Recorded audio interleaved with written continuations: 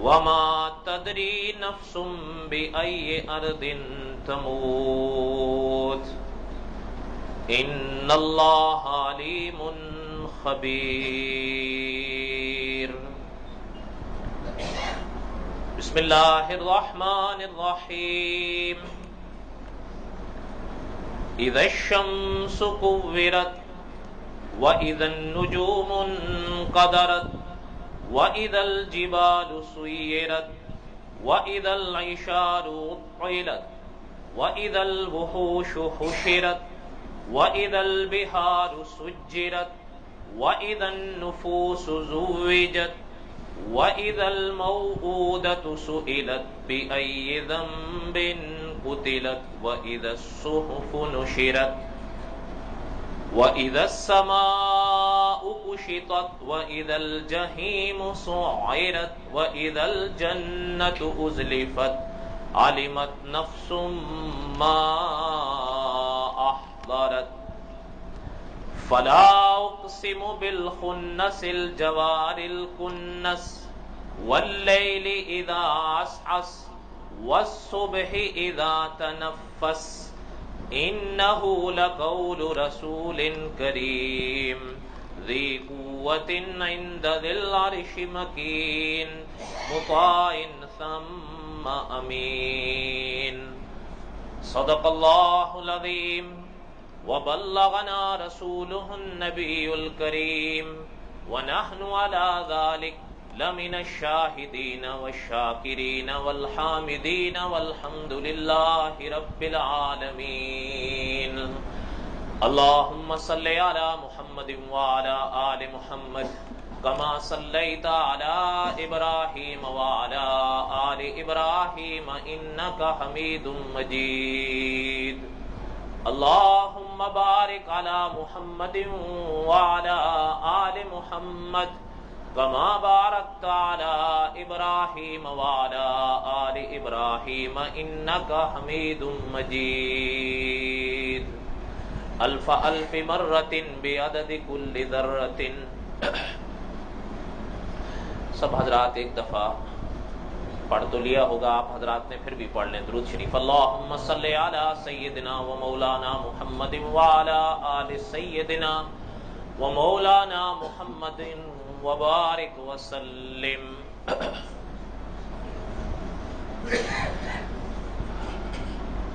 تقریباً 3 جمعوں سے ایک موضوع ہمارا جمعے میں چل رہا ہے جسے کہا جاتا ہے فکر آخرت۔ اس سے مقصد یہ ہے کہ علماء فرماتے ہیں یہ زندگی اللہ تعالی کی بہت بڑی نعمت ہے، اگر اسے ہم اپنے کسی عمل سے برباد کر دیں گے تو یہ مصیبت بن جائے گی، اور اگر ہم اس کو صحیح کرنے کی کوشش کریں گے تو اللہ تعالیٰ اصلاح کی توفیق دیں گے۔ یہ ذہن سازی کے لیے اور اس طرف متوجہ کرنے کے لیے احادیث شریف میں، احادیث طیبہ کی کتابوں میں مستقل ابواب باندھے گئے ہیں جنہیں کہا جاتا ہے فکر آخرت۔ کیا کہا جاتا ہے؟ فکر آخرت، کہ آخرت کی فکر۔ ہاں یہ یاد رکھیے گا کہ قرآن پاک میں اللہ تعالیٰ نے فرمایا ہے ربنا آتنا فی الدنیا حسنہ وفی الآخرۃ حسنہ وقنا عذاب النار۔ یہ دونوں چیزیں ساتھ ساتھ آئیں گی، دنیا اور پھر آخرت۔ اللہ تعالیٰ سے پہلی کی بھی بھلائی مانگنی ہے اور دوسرے کی بھی بھلائی مانگنی ہے۔ پہلے کے لیے جس طرح آپ اور ہم کوشش کرتے ہیں، فکر آخرت کا موضوع اس کے لیے ہے تاکہ وہ بعد والے آنے کے لیے زندگی کے لیے بھی ہم کوشش کریں، بلکہ اس پہلی والی سے زیادہ کریں۔ ہاں باقی علماء یہ فرماتے ہیں قرآن پاک اور احادیث طیبہ کی روشنی میں، بخاری شریف کی پہلی حدیث ہے انما الاعمال بالنیات، ہر عمل کا دار و مدار نیت پر ہے.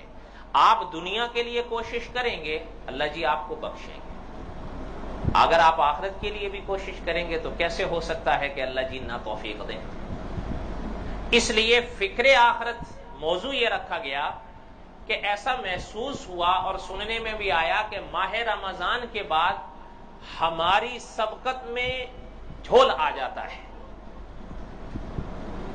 جتنا ماہ رمضان میں ہم ابھرتے ہیں غیر رمضان میں ہم اتنے ہی دب جاتے ہیں. تو فکر آخرت کی فکر ہمیں جس طرح ماہ رمضان میں رہتی ہے اور رہنی چاہیے، اسی طرح غیر رمضان میں بھی رہنی چاہیے. اس کے لیے اس موضوع کی ابتدا کی تھی اکابر کی اتباع میں. اگر آپ میں سے کوئی وہ پیچھے والی یا ایک لائٹ لگا دیں، اندھیرا سا ہے پیچھے طرف، یہاں سے لگا دیں حفیظ.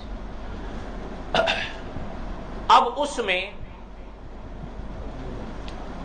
دھیان میری طرف رکھیے.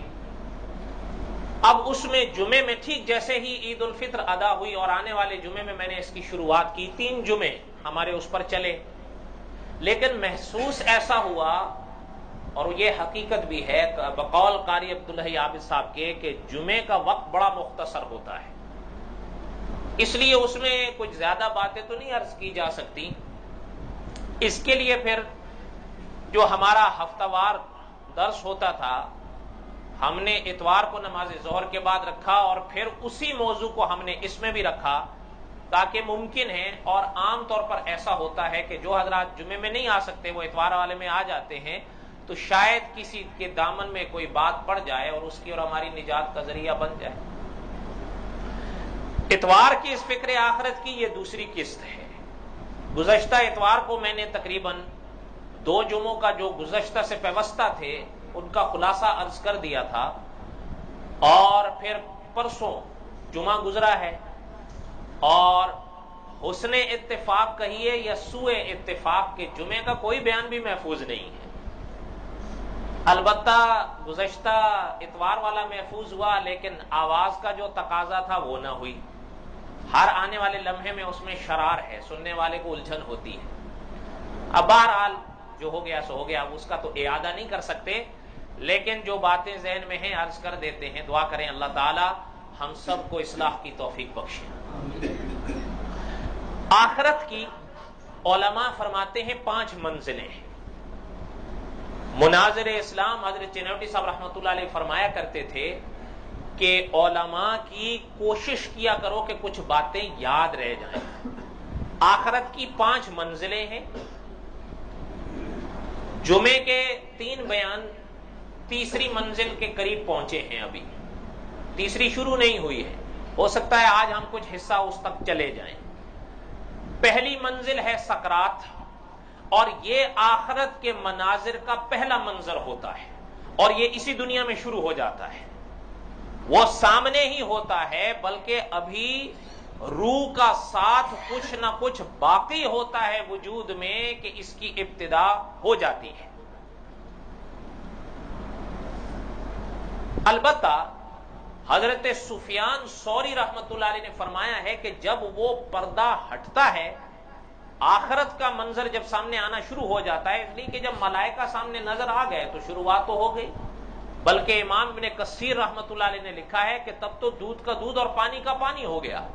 لیکن حضرت سفیان ثوری رحمۃ اللہ علیہ فرماتے ہیں کہ اللہ تعالی کا فرشتہ جنہیں ملک الموت کہتے ہیں، وہ اللہ کے حکم و اجازت سے اس صاحب کی، اس شخص کی گردن پر اپنا ہاتھ رکھ دیتے ہیں. اب یہ کچھ کہنا چاہتا ہے پر اب کہہ نہیں سکتا، اس لیے کہ اگر اب وہ سب کچھ کہہ دے تو جو موجود ہیں ان کا ایمان بالغیب کیسے رہے گا. اور اللہ تعالیٰ جیسے میں نے جمعے کو عرض کیا تھا کسی کے ایمان بالغیب کو نہیں زائل کرتے. اللہ تعالیٰ کے ہاں ایمان بالغیب کی ہی قیمت ہے کہ اللہ کے فرمان پر اللہ کا بندہ مانے. اپنے دیکھنے کے بعد مانا ہے تو پھر اللہ کے فرمان سے تو نہیں مانا، اپنے دیکھنے کو مان رہا ہے، اور یہ ایمان اللہ تعالیٰ کے ہاں قیمتی نہیں ہوتا. کوئی بات سمجھ میں آ رہی ہے آپ کو؟ اور اس کی مثالیں موجود ہیں. آپ نے سب نے پڑھ رکھا ہے، سن رکھا ہے کہ فرعون اللہ تعالیٰ نے کلام پاک میں اس کی موت کا واقعہ خود بیان فرمایا ہے. سورت یونس ہے علیہ السلام قرآن پاک میں، اس میں کبھی آپ پڑھ کے دیکھیے کہ جب دریائے نیل میں اس نے ہوتے کھائے تو اس نے، قرآن پاک میں ہے، اللہ نے فرمایا کہ اس نے باقاعدہ کہا، یہ لفظ کہا زبان سے کہ میں ایمان لاتا ہوں اس رب پر جو رب بنی اسرائیل کا ہے، جو رب حضرت موسیٰ کا ہے، حضرت ہارون کا ہے علیہ السلام. جن کو یہ حضرات مانتے ہیں میں اسی رب پر ایمان لاتا ہوں. یہ اس کی بات تھی. اب آگے اللہ تعالیٰ نے ہمیں بتایا ہے کلام پاک میں کہ ہم نے اس کی اس بات میں جو جواب دیا وہ یہ تھا کہ آل آن. آپ کا بھی کلام پاک کھول کے دیکھیے گا، مد ہے اس کے اوپر اور مد کے ساتھ کھڑی الف ہے. آل آن. علماء فرماتے ہیں پنجابی میں اس کا ترجمہ ہوتا ہے ہون یاد آئی. اب نہیں، وہ ایمان کا جو مرحلہ تھا وہ گزار چکا تھا، اب نہیں. اس لیے اور حضرت سفیان ثوری رحمۃ اللہ نے فرمایا کہ اس کی گردن پر جس کے لیے اللہ کا موت کا فیصلہ ہو جاتا ہے اللہ کا فرشتہ ہاتھ رکھ دیتا ہے. اب وہ چاہتا ہے بولوں، اب نہیں، اب وہ بول ہی نہیں پاتا بالکل. اس لیے پہلی منزل کا نام کیا ہے؟ سکرات. اور اس کا ذکر قرآن پاک میں موجود ہے. وجاءت سکرۃ سورت قاف ہے قرآن پاک میں، ایک ہے سورت کہف وہ الگ ہے، ایک ہے سورت قاف یہ الگ ہے. اس میں آپ دیکھ سکتے ہیں کبھی بھی کلام پاک میں. دوسری منزل ہے قبر. کیا منزل ہے؟ قبر. ان دونوں پر تقریباً کافی کچھ کہا جا چکا ہے. البتہ دوسری منزل ہماری چل رہی تھی، چند باتیں ان کے حوالے سے سنیں اور یاد رکھیے یہ وہ باتیں ہیں کہ جو اللہ کے رسول صلی اللہ علیہ وسلم ہمیں بتائیں گے تو ہمیں پتہ چلیں گے. اور علماء یہ فرماتے ہیں کہ صحابہ نے بھی جو کچھ بتایا ہے وہ اللہ کے رسول صلی اللہ علیہ وسلم سے سن کر بتایا ہے. عالم برزخ یعنی وہ جو جہان ہے اس کی باتیں کوئی انسان اپنی عقل سے نہیں بتا سکتا جب تک اللہ کی وحی نہ بتائے. اب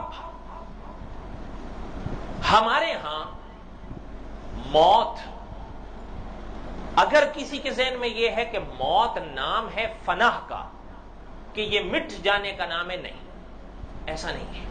اکابر فرماتے ہیں اللہ تعالیٰ نے آپ کو مٹنے کے لیے پیدا ہی نہیں کیا ہے، آپ رہیں گے.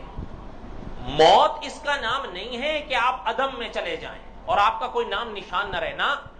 علماء فرماتے ہیں کلام پاک اور احادیث طیبہ کی روشنی میں کہ موت نام ہے اس چیز کا کہ روح اور جسم علیحدہ ہو جائیں. ان کے علیحدہ ہونے سے ان کا آپس میں جوڑ ختم ہو جائے یہ ضروری نہیں ہے، جوڑ رہتا ہے. اب سنیے آپ، علماء فرماتے ہیں کہ اس روح کا اس جسم کے ساتھ 4 طرح کا جوڑ ہوتا ہے. کتنی طرح کا جوڑ ہوتا ہے؟ 4 طرح کا. اگر دھیان نہیں ہوگا تو بات سمجھ میں نہیں آئے گی. 4 طرح کا جوڑ اس جسم کے ساتھ اس روح کا ہوتا ہے. اور یہ آپ بھی جانتے ہیں جب تک وہ روح اندر ہے تب تک یہ جسم یہاں باہر ہے، اور جس وقت وہ نکلے گی اس وقت ہم چاہیں گی بھی تو اس جسم کو ساتھ میں نہیں رکھ سکیں گے بالکل. پھر اس کے لیے حکم فرض ہے یہ کہ اس کو زمین میں چھپا دو. اب اس پہ جو بیتے گی وہیں بیتے گی. اللہ کی مرضی کہ اللہ تعالیٰ اس کے اس جسم کو قبر میں پردوں میں سلامت رکھے، اللہ کی مرضی نہ رکھے. کچھ اعمال اللہ کے رسول صلی اللہ علیہ وسلم نے بتائے ہیں کہ اگر کوئی شخص یہ اعمال کرے گا اس دنیا میں تو اللہ تعالیٰ اس عمل کرنے والے کے جسم کو قبر میں کیڑوں کو کھانے کی اجازت نہیں دیتے نہ.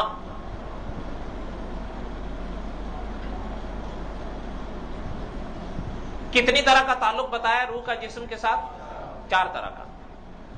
علماء فرماتے ہیں پہلا تعلق یہ ہے روح کا جسم کے ساتھ جو ماں کے پیٹ میں ہوتا ہے. یہ جسم اور روح کا جوڑ ہوتا ہے وہ اندر، اور یہ سب آپ بھی جانتے ہیں جب بچہ 4 مہینے کی منزل پر پہنچتا ہے اس میں جان آ جاتی ہے. حدیث میں بھی فرمایا گیا کہ جب یہ 4 مہینے کی منزلیں وہ طے کرتا ہے نا بچے کا وجود ماں کے پیٹ میں، اللہ تعالیٰ کا فرشتہ آتا ہے اللہ کے حکم سے اور اللہ کے حکم و اجازت سے روح اس ماں کے رحم میں جو بچہ ہوتا ہے اس میں پھونک دیتا ہے. جیسے ہی روح آتی ہے اللہ کی طرف سے بچہ حرکت شروع کر دیتا ہے. اب احکامات بدلتے ہیں، اب ہر حکم بدلے گا. اچھا، یہ روح اور جسم کا جوڑ ہے پہلا. کوئی بات سمجھ میں آ رہی ہے آپ کو؟ یہ پہلا جوڑ ہے نا، اس لیے کہ یہاں سے تو جوڑ، اس سے پہلے تو نہیں. اس سے پہلے یہ روح جسم کے ساتھ نہیں جڑی ہے، یہاں جڑی ہے. البتہ علماء فرماتے ہیں یہ ضعیف جوڑ ہوتا ہے. کیا ہوتا ہے؟ یہ ضعیف جوڑ ہوتا ہے. آپ بھی ذرا سمجھیے گا. بچہ جنبش کرتا ہے، ماں سمجھے، آپ اور ہم تو نہیں سمجھے. سمجھتے ہیں آپ اور ہم نہیں، وہ ماں سمجھتی ہے. اس لیے کہ جس کے دل کا ٹکڑا ہوتا ہے، وہ جس کے دامن میں ہوتا ہے، وہ اگر ذرا سی جنبش مارتا ہے وہ سمجھتی ہے کہ بچہ چل رہا ہے. آپ اور ہمیں تو نہیں پتا چلے گا، ماں بتائے گی تو پتا چلے گا. علماء فرماتے ہیں یہ جوڑ ابھی آپ کی اور ہماری آنکھوں میں جس طرح اترنا چاہیے روح اور جسم کا ویسے نہیں اترا ہے. ایسا ہی ہے یا نہیں؟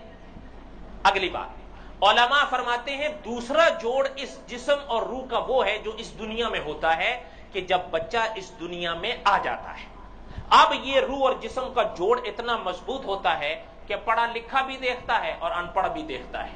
اس کی ماں اور باپ بھی دیکھتے ہیں، وہ خود بھی دیکھتا ہے، اور ساری دنیا دیکھتی ہے کہ اس جسم کے اندر روح ہے. جب تک جسم ہل رہا ہے تو پھر روح کی نشانی یہ ہے کہ موجود ہے. یہ جوڑ بڑا واضح ہے روح اور جسم کا، وہ ہر شخص دیکھ سکتا ہے. کتنے ہوئے؟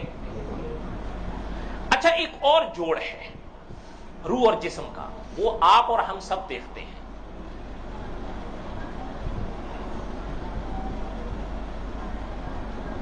وہ ہے نیند کی حالت میں. روح، حدیث پاک میں نیند کو موت کی بہن کہا گیا ہے. لیکن یہ آپ بھی جانتے ہیں کہ جب انسان سو جاتا ہے، حدیث پاک میں فرمایا گیا یہ جو اس کو آئی ہے یہ موت کی بہن ہے. اب جس دنیا میں وجود آپ کے سامنے پڑا ہے، لیکن وہ جس دنیا میں ہے اسے کہا جاتا ہے خواب کی دنیا. کیا کہا جاتا ہے؟ ہاں، وہ خواب کی دنیا ہے. اس کے سارے مسائل اپنے ہیں.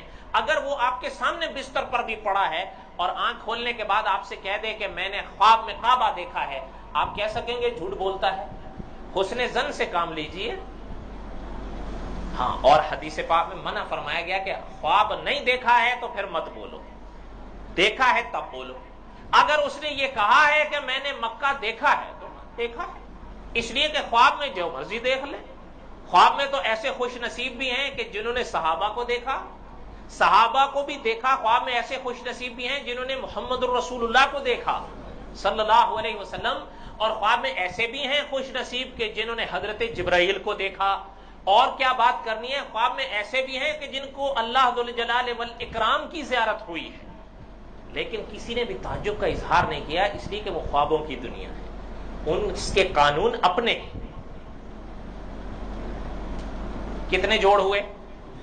لیکن یاد رکھیے گا یہ جوڑ ہے، لیکن بنسبت اس حالت کے کمزور جوڑ کہیں گے آپ. کیوں؟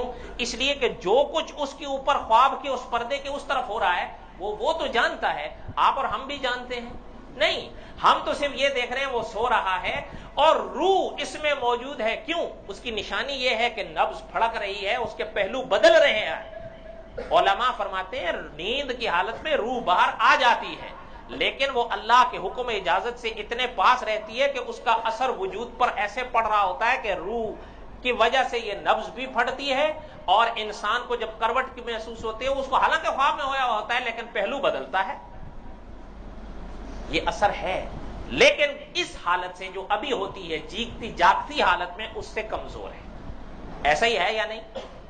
کتنے ہوئے؟ علماء فرماتے ہیں چوتھا جوڑا روح اور جسم کا ہے، وہ ہے برزخ کی دنیا میں۔ وہ کیا ہے؟ برزخ کی دنیا میں ہے۔ برزخ کی دنیا میں روح اور جسم کا جو جوڑ ہوتا ہے وہ پردے میں ہوتا ہے، لیکن علماء نے فرمایا ہے، یہ یاد رکھیے گا، برزخ کی دنیا میں اس جوڑ کے اتنے دلائل ہیں کہ کتابیں احادیث طیبہ کی بھری پڑی ہیں کہ روح اور جسم کا اللہ تعالیٰ جوڑ رکھتے ہیں، اور یہ جوڑ ایسا ہوتا ہے کہ آپ اور ہم، اللہ نہ کرے، اگر خدا نہ کرے کبھی ضرورت ایسی پڑتی ہے، کسی شخص کی قبر کھل گئی یا قبر ہمیں کھولنی پڑی کسی مجبوری کے تحت، ہمیں تو یہ سامنے یہی نظر آئے گا کہ میت پڑی ہوئی ہے، بس ہمیں کچھ نظر نہیں آئے گا۔ وہ اس لیے کہ برزخ الی یوم یبعثون، اللہ تعالیٰ نے کلام پاک میں فرمایا ہے آپ کی آنکھوں میں اور اس کے وجود کے سامنے میں اللہ تعالیٰ نے ایک پردہ لگا دیا ہے۔ اللہ نہیں چاہتے کہ آپ وہ منظر دیکھیں، اور جب اللہ تعالیٰ کسی کو نہ دکھانا چاہیں تو کوئی دیکھ نہیں سکتا، اللہ کی مرضی ہے۔ اس لیے کہ اگر آپ اور ہم وہ مناظر دیکھ لیں تو پھر تو بات ہی ختم ہے، پھر تو ہم نہ چاہ کر بھی مانیں گے، پھر ہم نہ چاہ کر بھی نماز پڑھیں گے، پھر ہم سستی کے باوجود نماز پڑھیں گے، اور اللہ تعالیٰ کو یہ زبردستی کے اعمال قبول نہیں ہے۔ آپ اپنے من سے پڑھو، اور یہ آپ نے بھی سن رکھا ہے، اللہ تعالیٰ نے کلام پاک میں فرمایا ہے ہمارے ہاں وہی اعمال چڑھتے ہیں جو پاک ہوتے ہیں۔ عمل کس چیز سے پاک ہوتا ہے؟ عمل پاک ہوتا ہے اللہ کے لیے، کہ انسان کوئی عمل کرے تو اس کے لیے نہ کرے کہ فلاں دیکھے یا فلاں دیکھے، بلکہ اللہ کے لیے کرے کہ یہ عمل کروں گا میرا اللہ راضی ہوگا۔ اب اللہ کے ہاں اس عمل کا وزن ہوتا ہے، اس لیے اللہ تعالیٰ یہ چیزیں آپ کو نہیں دکھاتے۔ ہاں اگر کسی کے لیے اللہ کو منظور ہے، اللہ تعالیٰ، علامہ خالد محمود صاحب کے الفاظ ہیں، یہ برزخ کا پردہ ہے، نہ یہ ہٹتا ہے نہ پھٹتا ہے، البتہ اگر اللہ چاہیں کسی شخص کے لیے، جس کے لیے چاہیں، تو کبھی کبھار اٹھتا ہے، اور ایسا ہوتا ہے، اور ایسا ہوا ہے کہ اس برز جہان میں بیٹھے ہوئے لوگوں نے اس جہان، جیسے برزخ کا جہان کہتے ہیں، اس کا منظر دیکھا ہے اس جہان میں کھڑے ہو کر۔ اللہ کی مرضی ہے، اگر اللہ کسی کے لیے اٹھا دیں، اللہ کی مرضی ہے۔ اور یاد رکھیے گا، کوئی تعجب کی بات نہیں ہے، علماء فرماتے ہیں ایک شخص آپ کے پاس سو رہا ہے، آپ اس کے پاس بیٹھے ہیں، خواب میں اگر اس کے اوپر قیامت بھی گزر جائے، اللہ اگر آپ کو نہیں بتانا چاہتے، آپ کو نہیں پتہ چلے، حالانکہ آپ کے پاس سو رہا ہے، کیا پتا وہ خواب میں جل رہا ہے، اس کو سانپ کاٹ رہے ہیں، یا وہ باغوں میں گھوم رہا ہے، خوشی غمی ساری خوابوں میں گزر جاتی ہے، اور کبھی کبھی اس خواب کا اتنا اثر ہوتا ہے کہ آنکھ کھلنے کے باوجود بھی کبھی خوشی کی حالت میں اور کبھی پریشانی کی حالت میں خواب کے اثرات وجود پر ہوتے ہیں۔ ایسا ہے یا نہیں؟ اسی لیے علماء فرماتے ہیں یہ مثال ہے کہ جو مر گیا، نیند موت کی بہن ہے، تو جو مر گیا، جو اس بہن سے ملا ہے، اس کے اوپر جو حالت گزر رہی ہے، جب اللہ تعالیٰ آپ کو نہیں دکھانا چاہتے تو اس کا مطلب یہ تو نہیں ہے کہ وہاں کچھ نہیں ہے۔ امام شاہ ولی اللہ رحمۃ اللہ نے لکھا ہے کہ جب آپ میت کو دیکھ رہے ہیں، اپنا ایمان بنائیے کہ ممکن ہے اس کے عمل اچھے ہوں تو اس کے لیے یہیں سے جنت کی ہوائیں آ رہی ہوں، ہمیں نہیں لگنے دیتا اللہ کی مرضی، اللہ کی مرضی۔ دیکھیے ساری زندگی انسان کسب کرتا ہے، اس بات کو سمجھیے گا، بچے بیٹھے میں وضاحت نہیں کر سکتا، ساری زندگی انسان کسب کرتا ہے، اللہ کی مرضی کچھ بھی نتیجہ حاصل نہیں ہوتا۔ سمجھ رہے ہیں بات آپ؟ اولاد کی طرف اشارہ ہے میرا، ساری زندگی انسان کسب کر لے، ایسے ایک نہیں ان گنت ہیں جن کے ہاں اولاد کی دولت نہیں ہے، اور کئی ایسے ہوتے ہیں ساری زندگی کسب کرنے کے بجائے اگر ایک بار بھی کسب کر لیتے ہیں، اللہ کو منظور، بیٹا ہو گیا بیٹی ہو گئی، جو اللہ کو منظور ہو۔ بلکہ علماء فرماتے ہیں اگر دھیان سے اگر انسان تحقیق سے اگر فرعون اور اس کی اہلیہ ساری زندگی کسب کرتے رہے، اللہ کو منظور نہیں تھا، بیٹا نہیں ہوا، اور اللہ کو منظور تھا تو آپ جیسے میرے جیسے کیا 2 2 4 4 6 6 ہیں،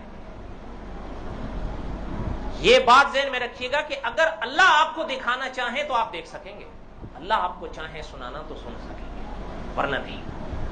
امام شاہ ولی اللہ رحمۃ اللہ نے فرمایا اگر میت آپ کے سامنے پڑی ہو، اگر سانپ اس کے اوپر لپٹے ہوئے بھی ہوں اور آپ کو نظر نہ آئے تو ایمان بناؤ کہ اللہ نے ان پر پردہ ڈال رکھا ہے کہ ہمیں نظر نہیں آ رہے۔ لیکن یہ برزخ اور روح اس کا تعلق رہتا ہے۔ برزخ کا نام آپ نے سنا ہے، ابھی بھی میں نے عرض کیا، پہلے بھی سنا ہو، عام طور پر برزخ کے جہان کو کہا جاتا ہے قبر کا جہان۔ پتہ وہ کیوں ہے؟ اس لیے کہ دیکھیے جس دیار میں آپ اور ہم رہتے ہیں، یا اسلام آیا عرب میں، ایسا ہی ہے نا، اسلام آیا عرب میں، عرب میں عیسائی بھی تھے، عرب میں یہودی بھی تھے، اور یہ میرے حال میں آپ مجھ سے بھی بہتر جانیں گے، عیسائی مردوں کو جلاتے ہیں یا دفناتے ہیں، اور یہودی؟ اس لیے کوئی تعجب کی بات نہیں ہے، عالم برزخ میں جو کچھ گزرتا ہے اس کو قبر کے لفظ کے ساتھ تعبیر کیا جاتا ہے، کیونکہ یہ صورت عام طور پر قبروں میں ہی پیش آتی ہے۔ بات سمجھ رہے ہیں؟ اگر اللہ نہ کرے کسی کو اگر جلا دیا جاتا ہے ہمارے سامنے تو وہ خاک بن جاتا ہے اور اس کو پانی میں بہا دیا جاتا ہے، علماء فرماتے ہیں جو بہا دیا گیا یہ اس کی وہی قبر ہے، اس کی وہی قبر ہے۔ برزخ جو ہے یہ مرنے سے شروع ہوتا ہے۔ کئی حضرات ایسے ہیں جو اب اس دنیا میں نہیں ہیں، کب سے دنیا بنی ہے، کب تک رہے گی اللہ کو منظور ہے، اللہ کو پتا ہے۔ جو چلے گئے ہیں اس دنیا سے وہ برزخ کی دنیا میں ہیں۔ کہاں ہیں؟ برزخ کی دنیا میں۔ یاد رکھیے گا، علماء فرماتے ہیں برزخ کی جو دنیا ہے، برزخ کا جو جہان ہے وہ اس دنیا سے بڑا ہے۔ کیا ہے؟ اس دنیا سے بڑا ہے، لیکن عالم آخرت سے چھوٹا ہے۔ کیا ہے؟ عالم آخرت سے چھوٹا ہے۔ اس بات کو سمجھیے گا اور یہ سمجھ سکتے ہیں آپ، اس دنیا کی زندگی تھوڑی ہوتی ہے، اور خاص کر اس امت کی تو کتنی ہے؟ 60 کے لگ بھگ۔ لیکن جو مر گیا، اب جب تک قیامت کا میدان قائم نہیں ہوگا تو وہ تو برزخ کی دنیا میں رہے گا۔ 100 سال گزر جائیں، 200 سال گزر جائیں، بلکہ جو پہلے سے فوت ہوئے ان پر، اس دنیا میں وہ جیے 100 سال، اس دنیا میں رہے ہزاروں سال، لیکن برزخ کی جہان کا ایک کنارہ ہے، اس پر جب پہنچے گا تو برزخ کا جہان ختم ہو جائے گا۔ یہ جس دنیا میں آپ اور ہم جی رہے ہیں اس کا بھی تو ایک جہان ہے، اس کا بھی تو ایک کنارہ ہے۔ اور حضور علیہ السلام نے فرمایا، سنیے، اس جہان کی ایک موت ہوتی ہے انفرادی، ہر شخص مرتا ہے، یہ اس کی انفرادی موت ہے جو اکیلا مر رہا ہے، اور ایک ہے پوری اس دنیا کی موت، جب اللہ تعالیٰ کا حکم ہو جائے گا جسے کہا جاتا ہے قیامت، اس میں ہر ایک مرے گا۔ اب جب، لیکن آپ دیکھیے گا ذرا، اس دنیا کا ایک کنارہ ہے جہاں پر یہ ختم ہو جائے گی، ایسا ہی ہے نا؟ اب برزخ شروع ہو رہا ہے مرنے سے۔ ابھی میں نے ذکر کیا تھا منزل آخرت کی دوسری کون سی ہے، اور قبر عام طور پر یہ لفظ کس کے لیے استعمال کیا جاتا ہے؟ عالم برزخ کے لیے۔ یہ یہاں سے شروع ہو رہا ہے، اور شروع ہونے کے بعد آخرت کی جب آواز لگ جائے گی اللہ تعالی کی طرف سے، اب یہاں پر برزخ ختم ہو جائے گا۔ تو پتہ چل رہا ہے، علماء فرماتے ہیں یہ اس دنیا سے بڑا ہے، برزخ کا جو جہان ہے۔ اور اچھا ایک اور بڑی بات ہے، کبھی یہ ساری باتیں کتابوں میں موجود ہیں، میں نے جمعے میں ذکر کیا تھا، علامہ خالد محمود صاحب کا ایک مستقل مضمون ہے کہ برزخ کے مسافر کئی بار اس دنیا میں دیکھے گئے ہیں۔ اللہ کی مرضی اگر اللہ تعالیٰ کسی کو دکھا دے، عالم برزخ کے مسافر کئی بار اس دنیا میں دیکھے گئے ہیں۔ اب جو نہیں دیکھتا وہ مانتا نہیں ہے۔ البتہ علماء فرماتے ہیں وہ برزخ کا جو جہان ہے، قبر کا، وہ آخرت سے چھوٹا ہے۔ کیا ہے؟ آخرت سے کیا ہے؟ چھوٹا ہے۔ کیوں؟ آخرت میں تو جب فیصلے ہو گئے، جنت ہے یا جہنم ہے، پھر اس کے بعد کنارہ نہیں ہے، اللہ کا فیصلہ یہی ہے، پھر اس کے بعد کوئی کنارہ۔ بلکہ آپ اگر کبھی احادیث طیبہ کی کتابیں پڑھیں حدیث شریف میں فرمایا گیا ہے جب اللہ تعالیٰ اپنے بندے کے لیے میدان محشر میں فیصلہ کر دیں گے نا کہ ہم راضی ہیں، جنت اس کا ٹھکانہ ہے، تو پتہ ہے حدیث میں پڑھیں آپ کبھی، اللہ تعالیٰ کا فرشتہ کھڑا ہوگا، اللہ کی اجازت سے اللہ کے اس بندے کے دل پر اپنا ہاتھ رکھ دے گا۔ پتہ ہے حدیث میں فرمایا کہ وہ کیوں رکھے گا؟ اس لیے رکھے گا کہ حضور نے فرمایا اگر مارے خوشی کے موت ہوتی وہاں پر تو یہ مر ہی جاتا، لیکن ہاتھ اس لیے رکھے گا کہ خوشی کے مارے دل ایسے اچھلے گا کہ کہیں عقل ہی زائل نہ ہو جائے۔ اس لیے اللہ نہیں چاہتے کہ اب میرے بندے کی عقل زائل ہو، اللہ تعالیٰ اپنے فرشتے کو فرماتے ہیں اس کے دل پر ہاتھ۔ پتہ چل رہا ہے اس جہان کا کوئی کنارہ نہیں ہے، پھر یا آر ہے یا پھر۔ البتہ ایک چیز اور سنیے، دارالعلوم دیوبند کا نام سنا ہوگا آپ حضرات نے، تقریر مشکل ہے۔ قاری طیب صاحب رحمۃ اللہ علیہ دارالعلوم دیوبند کے محتمم رہے ہیں 50 سال، اور علماء جب ان کا تعارف کراتے ہیں بڑے عجیب الفاظ ہوتے تھے کہ جنہوں نے ان کو دیکھا ہے، اب بھی ایسے علماء موجود ہیں جنہوں نے ان کو دیکھا ہے، وہ علماء فرماتے ہیں جب ان کو دیکھا کرتے تھے نا ایسا لگتا تھا کہ فرشتہ صورت ہے فرشتہ سیرت ہے۔ ان کی اپنی زندگی کا واقعہ ہے کہ ایک شخص متاثر ہو گیا پروپوگنڈے سے کہ دارالعلوم دیوبند کے علماء حضور علیہ السلام کی عزت کے قائل نہیں ہیں۔ اس نے کہا جب وہ حضور کے قائل نہیں ہے تو ہمارے شہر میں بیان کے لیے آئیں گے، ماروں گا میں ہوں۔ مولانا جب وہ آئے کہ بیٹھا ہوا تھا، مولانا تشریف لائے، اس نے یقین جانیے کوئی بناوٹی قصہ نہیں ہے، حضرت کی زندگی کا ایک عجیب واقعہ ہے، اس آدمی نے صرف حضرت کا چہرہ دیکھ کر توبہ کر، بس اس کے الفاظ، کسی نے پوچھا بھی کہ تو ایسے، انہوں نے کہا بھائی دیکھو سچی بات یہ ہے میں واقعہ اسی لیے آیا تھا کہ گستاخ رسول مجھ سے برداشت نہیں ہوتا، لیکن ان کی صورت دیکھ کے دل نے اندر سے کہا ہے کہ چاہے جو بھی ہو جائے یہ صورت گستاخ رسول کی ہے نہیں ہے۔ پتہ ہے حضرت قاری طیب صاحب رحمۃ اللہ علیہ کے الفاظ جو سنانے مقصد تھا، بڑی عجیب بات ہے، آپ نے نام سنا ہوگا مولانا انور شاہ کاشمیری رحمۃ اللہ علیہ کا۔ سن 1933 میں حضرت کی وفات ہوئی ہے۔ کب ہوئی ہے؟ سن 1933 میں، مئی کا مہینہ تھا۔ جب یہ حضرت فوت ہوئے نا، سید عطا اللہ شاہ بخاری رحمۃ اللہ علیہ کو پتہ چلا تو حضرت اکثر ذکر فرمایا کرتے تھے، روئے بھی۔ تو سید عطا اللہ شاہ بخاری رحمۃ اللہ علیہ کے ایک بیٹے تھے، انہوں نے شاہ جی سے پوچھا اپنے والد سے، یعنی کہ حضرت یہ آپ اتنا ذکر فرما رہے ہیں، اتنا ذکر اور یادیں فرما رہے ہیں مولانا انور شاہ صاحب کی، وہ کون ہیں؟ ہمارے کو رشتہ دار ہیں۔ بڑے عجیب الفاظ تھے شاہ جی رحمۃ اللہ علیہ کے، فرمایا ہاں بیٹا، کاش اگر تو مولانا انور شاہ کاشمیری کو دیکھ لیتا تو اللہ کی قسم کہ تجھے ایسا لگتا کہ انسان کے روپ میں فرشتہ بیٹھا ہے۔ کوئی بات سمجھ میں بھی آ رہی ہے آپ حضرات؟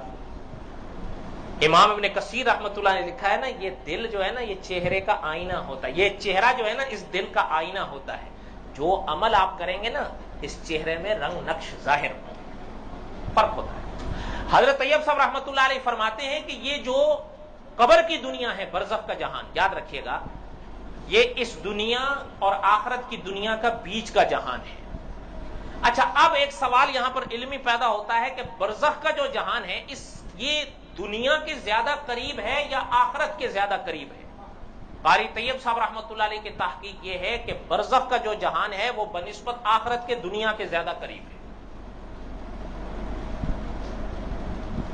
اور حضرت نے اس کی بڑی مثالیں دی ہیں، کہیں تو ایک دو سنا دوں گا، پھر موضوع رہ جائے گا جی۔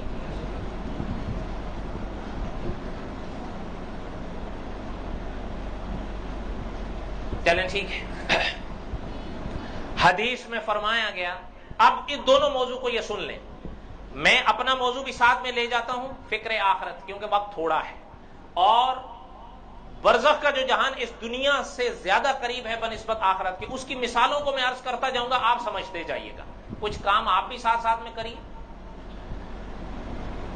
حدیث میں فرمایا گیا، یہاں سے شروع کرتے ہیں۔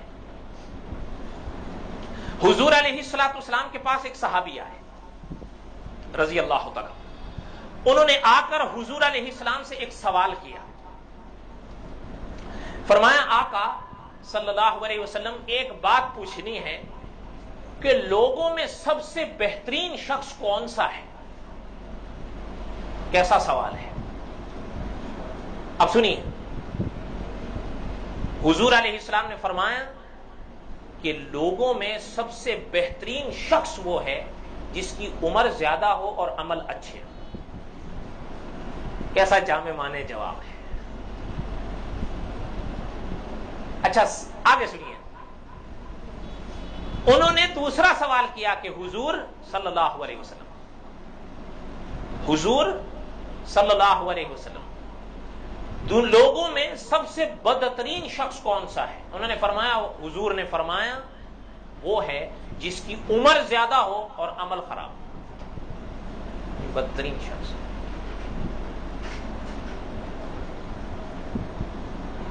حضور علیہ الصلوۃ والسلام نے فرمایا، سنیے، حضور نے فرمایا کہ جب ایک انسان اپنی زندگی پوری کر لیتا ہے، مفہوم کو سمجھیے گا، اب اللہ تعالی کا حکم ہوتا ہے کہ اس کی روح کو قبض کرو۔ فرشتے کو، اور یہ سنیے، علماء نے احادیث طیبہ کی روشنی میں لکھا ہے کہ جب تلک اللہ نہیں بتاتے فرشتوں کو بھی، حتیٰ کہ حضرت اسرائیل کو بھی پتہ نہیں چلتا کہ اس کی موت مقرر ہے۔ ہاں، جب اللہ تعالیٰ کی طرف سے نام ظاہر کر دیا جاتا ہے، اب حضرت اسرائیل کے پاس حضور نے فرمایا جب اس کا وہ لمحہ آ جاتا ہے اور اللہ تعالیٰ کو اب منظور ہوتا ہے، مفہوم کو سمجھیے گا کہ اب آخرت کا پردہ ہٹ جائے، حضور نے فرمایا سب سے پہلے 4 فرشتے اس کے قریب آتے ہیں۔ کتنے؟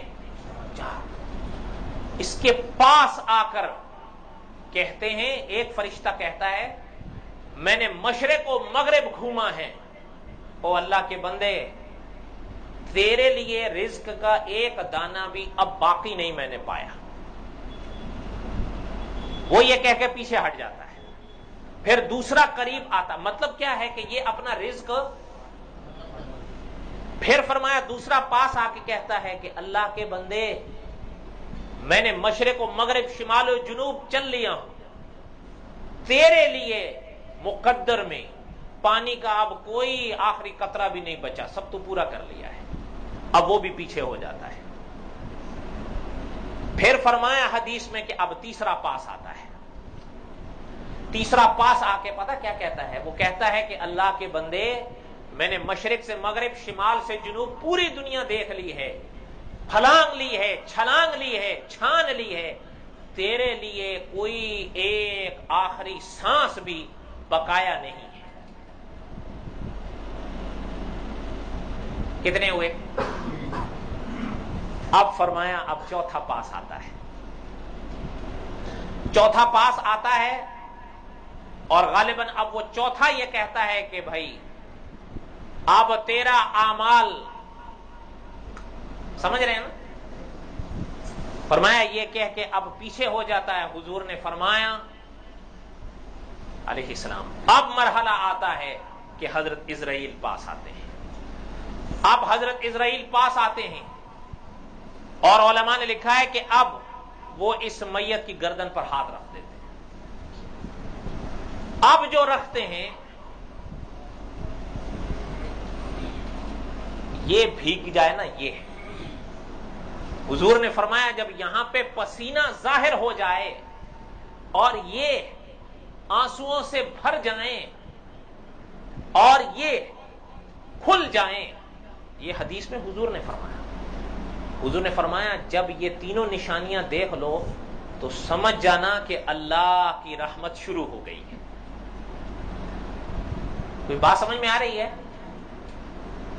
اچھا یہ پتہ پسینہ کیوں آتا ہے؟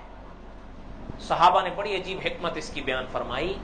सहाबा फरमाते हैं कि अब चूंकि आप समझ रहे हैं ना, आप पर्दे तो आखिरत के हटते जा रहे हैं एक एक करके, तो फरमाया कि अल्लाह के बंदे को, मोमिन को, ये पसीना पता क्यों आता है?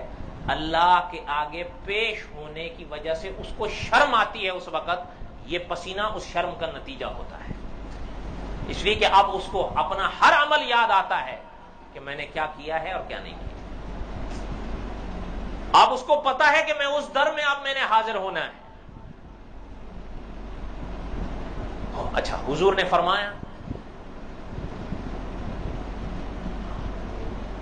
फरमाया अगर इधर आवाज पलटा खाए, और उलमा ने उसकी मिसाल दी है कि जिस तरह किसी बैल को ज़िबा किया जाता है और उस वक्त जो उसकी आवाज उठती है, अगर इस तरह गले में ये पलटा खाए और रंग स्याह हो जाए, और अजीब उसकी मिसालें हैं। फरमाया, हुजूर ने फरमाया आप समझ जाओ कि खुदा का कहर नाजिल हो रहा है, अल्लाह की पनाह। अब हुजूर ने फरमाया कि अगर तो ये पास है, एक बात मैं अर्ज करूं, याद रखिएगा, उलमा फरमाते हैं उसूल ये है अल्लाह ताला की किसी के साथ रिश्तेदारी नहीं है, सब अल्लाह की मखलूक है। अल्लाह के साथ जोड़ होता है फकत ईमान से। अगर ईमान है तो ये जोड़ मजबूत होगा, ईमान नहीं है तो कुछ भी नहीं। अल्लाह की किसी के साथ रिश्तेदारी नहीं है। अब हुजूर ने फरमाया अगर वो अकीदे और अमल के लिहाज से पास है, तो पता है हुजूर ने फरमाया कि जो रुमाल हजरत इजराइल लेके आते हैं इसकी रूह के लिए, वो सफेद रेशम का होता है। और अजीब हदीस है, हुजूर ने फरमाया, गालिबन हदीस में है, अगर गलती होगी तो मेरी तरफ से, हुजूर ने फरमाया ऐसे भी खुश नसीब हैं कि अल्लाह के 500 फरिश्ते उसको घेर लेते हैं। और पता उसको क्या कहते हैं? घबरा नहीं, अब जो तेरे लिए तो अब हुक्म आया है, अब तो तेरे लिए खुशी का मरहला आया है। अब हुजूर ने फरमाया बस खाली इतना यूं रुमाल करने की देर है, और हजरत इजराइल ये फरमाते हैं उस रूह से कि अल्लाह ने बुलाया है। बस हुजूर ने फरमाया जिस तरह, एक में हदीस में फरमाया जिस तरह मश्क का दाना खोल दो पानी बह जाता है, एक में फरमाया जिस तरह आटे में बाल हो निकाल लो, बस इस तरह उसकी रूह हजरत इजराइल के हाथों में आ जाती है, और हजरत इजराइल उसको कफन में लपेट लेते हैं जो अपने साथ लाते हैं। अब उसके बाद हुजूर ने फरमाया फरिश्तों के झुरमट में वो उठती है ऊपर की तरफ। और याद रखिएगा, मैंने एक दफा एक दर्स दिया था दिल की दुनिया, उसमें मैंने बताया था कि ये असल आई है ऊपर से, और तकाजा यही है इस चीज का कि जहां से आई है वहीं लौटे। और मैंने गुज़श्ता दर्स में गालिबन अर्ज किया था जन्नत कहां है, नीचे है या ऊपर है? ऊपर है, इसलिए इसका तकाजा यही है कि अब ये ऊपर उठे। अब फरमाया जब ऊपर उठती है, हुजूर ने फरमाया जैसे ही आसमान पर पहुंचते हैं उसकी खुशबू अकीदे और अमल की वजह से इतनी उठती है कि खुदा के फरिश्ते सुभान अल्लाह के उठते हैं। आगे सुनिए, अब मुख्तसर करते हैं। फरमाया हुजूर ने कि वो रूह गुजरती है, पहला, दूसरा, तीसरा, चौथा, पांचवा, छठा, सातवां आसमान को जब पार करती है, हुजूर ने फरमाया अल्लाह ताला उसको इजाजत देते हैं अपने अर्श के हां वो सिजदा करती है, और सिजदा हो गया। अब पता है हदीस में हुजूर ने फरमाया कि अल्लाह फरमाते हैं मेरे इस बंदे की रूह को वापस कब्र में ले जाओ, कयामत में ही उठेंगे। रूह फिर फरिश्ते वहां से लेते हैं ताकि जिस्म के साथ जोड़ दिया जाए। वो जोड़ जिस नौयत का भी हो, क्या कर दिया जाए? जोड़ दिया जाए। अब उसको जब लेके यूं निकलते हैं, अच्छा ये अब लेके जब आते हैं, ये तो हो गई रूह की हालत। पीछे का क्या रह गया? आपके और हमारे हाथों में जिस्म। आप और हम रूह को नहीं काबू कर सकते, फरिश्ते कर सकते हैं, इसलिए रूह को अल्लाह ने रखा फरिश्तों के संग और जिस्म को रखा हमारे संग। हुजूर ने फरमाया अब जब जिस्म को नहलाया जाता है, फरिश्ता अल्लाह का आ जाता है, یہ منظر دیکھتی ہے. فرمایا اب غسل دیا جاتا ہے. غسل کے بعد کیا دیا جاتا ہے؟ کفن دیا جاتا ہے. کفن دینے کے بعد اب اٹھایا جاتا ہے چارپائی کو. اور میں نے جمعے کو عرض کیا تھا, حضور نے فرمایا چلنے والے جو اس کو دفنانے کے لیے لے کے چلتے ہیں وہ 3 قدم صرف اٹھاتے ہیں کہ وہ ان سے کہتا ہے, سنیے حضور نے فرمایا وہ کہتا ہے کہ جانے والوں اور رہنے والوں میں تو جا رہا ہوں, مگر غافل نہ ہو جانا, تم نے بھی پیچھے ہی آنا ہے, اس لیے اللہ کو راضی کرنا. یہ کہہ کے حضور نے فرمایا وہ چلتے ہیں اور روح بھی سنگ سنگ جاتی ہے, وہ فرشتوں کے پاس ہوتی ہے, وہ دیکھتی ہے یہ منظر. اچھا حضور نے فرمایا یہ شخص جو بات کہتا ہے سوائے تمہارے جہان کی ہر مخلوق سنتی ہے, اللہ تمہیں نہیں سننے دے. اگر آپ اور ہم سن لیں تو ایمان بالغیب کیسے رہے گا؟ حضور نے فرمایا جب لے کے آتے ہیں اس کے بعد آپ سب جانتے ہیں کیا کیا جاتا ہے, نماز جنازہ ہے. اس کے بعد اب دفن کا حکم ہے, اب قبر میں اتارا جاتا ہے. حضور علیہ السلام نے تعلیم سکھائی ہے. حضور نے فرمایا جب کوئی میت فوت ہو جائے, مولانا عبد الشکور دین پوری رحمت اللہ علیہ کے عجیب الفاظ ہیں کہ ماں باپ اپنی اولاد کو اتنا نہیں سکھا سکے جتنا محمد رسول اللہ ہمیں سکھا گئے صلی اللہ علیہ وسلم. حضور نے فرمایا, کوئی بات سمجھ میں آ رہی ہے آپ حضرات کو؟ حضور نے فرمایا جب کوئی فوت ہو جائے اسے اچھا کفن دیا کرو. حضور نے فرمایا جب اس کی قبر کھودو تو گہری کھودا کرو. اور اگلی بات فرمائی حضور نے, اس کی قبر اچھے کوشش کیا کرو اب اللہ کے اچھے بندے کے پڑوس میں, اس کی قبر میں کوئی نیک بندہ ہو پڑوس میں. صحابہ نے فرمایا حضور کیا وہاں بھی پڑوس کا اعتبار ہوگا؟ اس سے کوئی فائدہ ہوگا, نقصان ہوگا, فائدہ ہوگا؟ حضور نے فرمایا دنیا میں اچھے پڑوسی سے فائدہ ہوتا ہے. فرمایا ہاں بالکل ہوتا ہے. فرمایا وہاں بھی ہوگا, وہاں بھی ہوگا. ہاں. اور بڑی عجیب ایک بات ملتی ہے, اکابر نے تو ایک عجیب واقعہ لکھا ہے. اکابر نے ایک واقعہ لکھا ہے کہ ایک شخص فوت ہو گئے. جب فوت ہوئے تو ان کے ایک اپنے نے ان کو خواب میں دیکھا, لیکن دیکھا کہ جل رہا ہے, عذاب قبر میں گرفتار ہے. اچھا اس تاریخ کی کتاب میں بڑی ایک عجیب بات ملتی ہے, 2 لفظ ملتے ہیں 7 یا 8, دونوں لفظ ہیں, 7 بھی ہے 8 بھی. فرمایا 7 یا 8 دن کے بعد اسی شخص نے اس کو پھر خواب میں دیکھا. جب دیکھا تو اس بار وہ باغ میں ہے. تو انہوں نے پوچھا ان سے کہ آپ اس دن تو, اور یہ فرمایا بھائی بات یہ ہے اپنے عملوں کی کرتوت تھی, سزا کا حکم نافذ ہو گیا تھا. تو فرمایا پھر یہ, فرمایا 7 دن کے بعد ایک صاحب فوت ہوئے, ان کو میرے ساتھ میں دفن کیا گیا ہے. وہ اللہ میاں کو اتنے اچھے لگتے تھے, ان کے پتہ نہیں کیا عمل تھے کہ اللہ میاں کو اتنے اچھے لگے. اللہ نے فرمایا کہ ابھی سے ہم تمہیں اجازت دیتے ہیں جو تیرے ساتھ دفن ہیں 40 لوگوں کی میں اجازت دیتا ہوں, ان کے لیے سفارش کر. فرمایا انہوں نے 40 کے لیے سفارش کی, ان میں سے ایک میری قبر بھی تھی, تو وہ کیا فائدہ, مجھے بھی حاصل ہو گیا. تو اللہ نے وہ عذاب روک. اس لیے حضور نے فرمایا ذرا کوشش کیا. اب اچھا ایک چیز اور سنیں جو میں نے جمعے کو عرض کی تھی. یہ آپ سب جانتے ہیں حضور نے فرمایا کہ یہ جو قبر ہے یہ یا جنت کا باغ ہے یا جہنم کا گڑھا ہے. ایک چیز میں نے جمعے کو عرض کی تھی وہ سنیے تاکہ محفوظ ہو جائے. یہ قبر جو ہے حضرت علی رضی اللہ تعالی فرماتے ہیں یہ اعمال کا صندوق ہے. آپ جو اچھا برا عمل کریں گے نا یہاں یہ پائیں گے آپ. علماء نے اس کی بڑی ایک عجیب مثال, بلکہ کئی مثالیں لکھی ہیں, ایک سناتا ہوں. شیخ عمر بن محمد رحمت اللہ علیہ وہ فرماتے ہیں کہ ہمارے قبرستان میں ایک صاحب ہوا کرتے تھے, وہ ان کا کام ہوتا تھا قبریں کھودنا, قبریں ہی کھودتے تھے. کوئی معاوضہ وغیرہ ہوگا مقرر ان کا. وہ فرماتے ہیں انہوں نے خود یہ واقعہ حضرت عمر بن مسلم رحمت اللہ علیہ کو سنایا اور انہوں نے آگے علماء کو بتایا. یہ واقعہ علامہ جلال الدین سیوطی رحمت اللہ علیہ نے لکھا, حضرت نگینوی رحمت اللہ علیہ نے لکھا, اور علماء نے بھی لکھا. سنیے وہ فرماتے ہیں کہ وہ صاحب نے مجھ سے یہ واقعہ خود بیان کیا کہ ایک دن میرے پاس حکم آیا 3 قبریں کھودنے کا.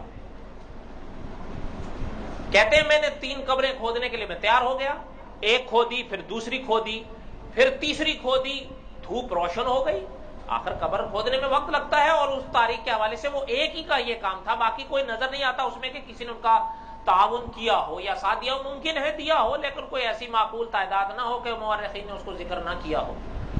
وہ فرماتے ہیں کہ جب میں تیسری کھودنے لگا تو اوپر چونکہ دھوپ آ رہی تھی تو میں نے باہر نکل کر اس کے اوپر چادر لگا دی تاکہ دھوپ سے بچاؤ ہو جائے اور باقی کام اپنا پورا کر لوں. انہوں نے حضرت عامر بن مسلم رحمۃ اللہ علیہ کو فرمایا میں نے اس دن ایک عجیب واقعہ دیکھا ہے کہ ایک سواری آ کر رکی اور ان میں سے 2 شخص ظاہر ہوئے، اور وہ جب ظاہر ہوئے تو جو قبر میں نے پہلے کھود رکھی تھی نا وہ اس میں داخل ہو گئے، اور ایک دوسرے سے کہنے لگا لکھ. تو دوسرا ایک رجسٹر پکڑا ہوا تھا، کھاتا پکڑا ہوا تھا، اس نے کہا کیا لکھوں؟ تو پہلے والے نے کہا لکھو 3 میل لمبی 3 میل چوڑی. ابھی میت آئی نہیں تھی. اس نے نوٹ کر لیا، پھر وہاں سے نکلے اور دوسری میں آ گئے. یہ تیسری میں تھے. فرمایا اس میں آ کر پھر پہلے نے کہا لکھو. دوسرے نے کہا کیا لکھوں؟ اس نے کہا لکھو کہ تا حد نگاہ وسعت، جہاں تک نظر جائے اتنی کھلتی جائے. لکھ لیا.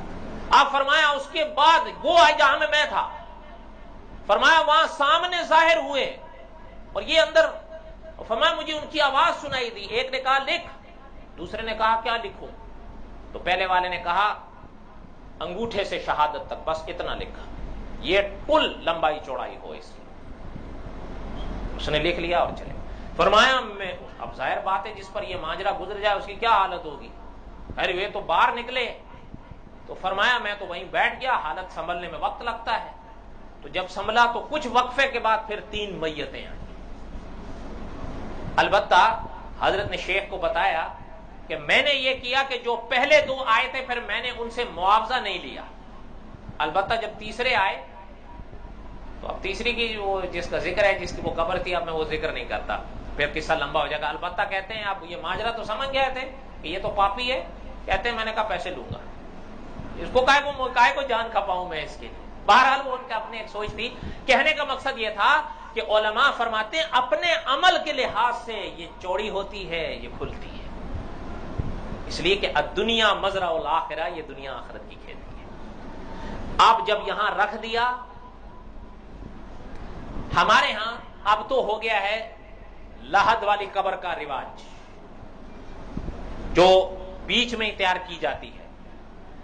پہلے دور میں ہمیں بھی زیادہ ہوتا تھا، اکثر بغلی قبریں تیار کی جاتی تھی.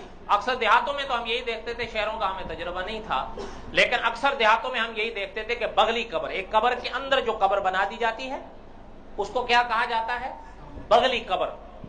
اور علماء کے مطابق حضور علیہ الصلوۃ والسلام کی بھی بغلی قبر ہی تیار کی گئی تھی. البتہ دونوں صحابہ کا طریقہ ہے. دونوں کن کا طریقہ ہے؟ صحابہ کا.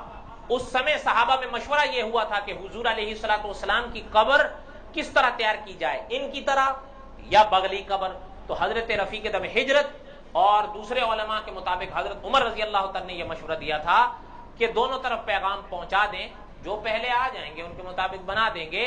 تو پہلے وہ صحابی آئے، ان دونوں کے نام بھی موجود ہیں کتابوں میں. پہلے وہ صحابی آئے جو بغلی قبر تیار کرتے تھے، تو انہوں نے صحابہ سے کے مشورے سے حضور علیہ السلام کے لیے بغلی قبر تیار کی، اور پھر حضور علیہ السلام کے سامنے بھی اینٹیں صحابہ نے لگائیں.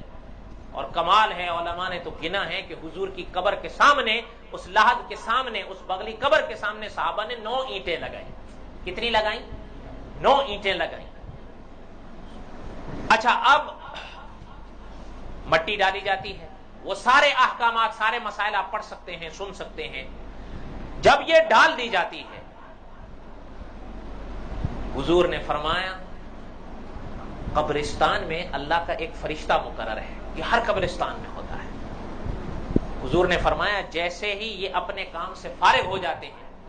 اب کیا حکم ہے کہ آپ اور ہم سب کے لیے کیا حکم ہے؟ حضور نے فرمایا اللہ کا وہ فرشتہ نیچے سے ایک مٹھی بھرتا ہے مٹی کی، اور ان کی طرف یوں پھینک دیتا ہے، اور حضور نے فرمایا وہ یوں کہتا ہے کہ چلے جاؤ، اس کو بھول جاؤ اور اپنی دنیا کے کاموں میں لگ جاؤ۔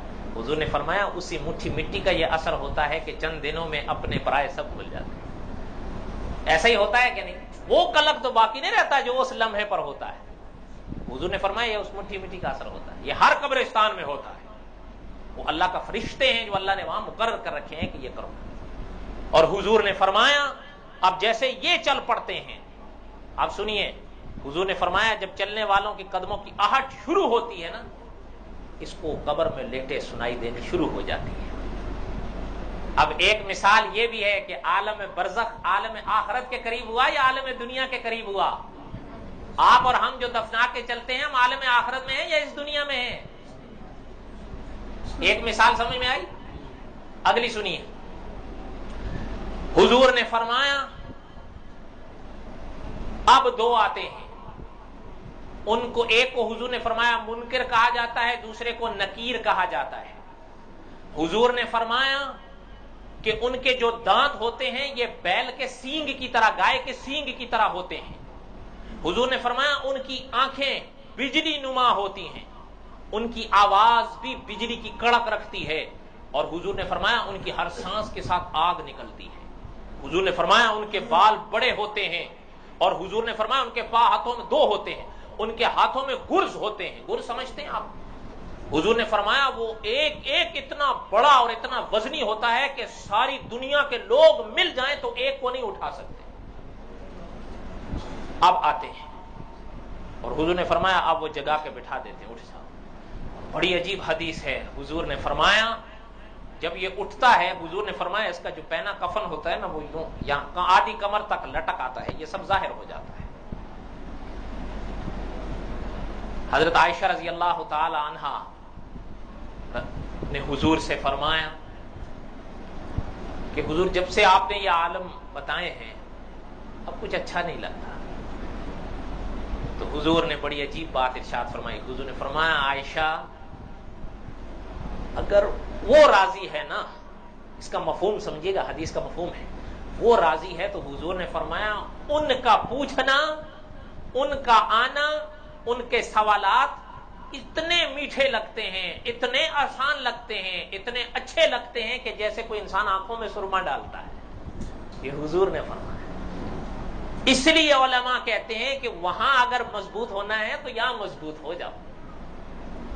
اور حضور نے باقاعدہ تعلیم دی ہے کہ قبروں کے جو سوال ہیں نا، من ربک کا، من نبیوں کا، ما دینوں کا، حضور نے فرمایا ان کے جواب یاد کیا کرو، یہ وہاں یاد آئیں گے۔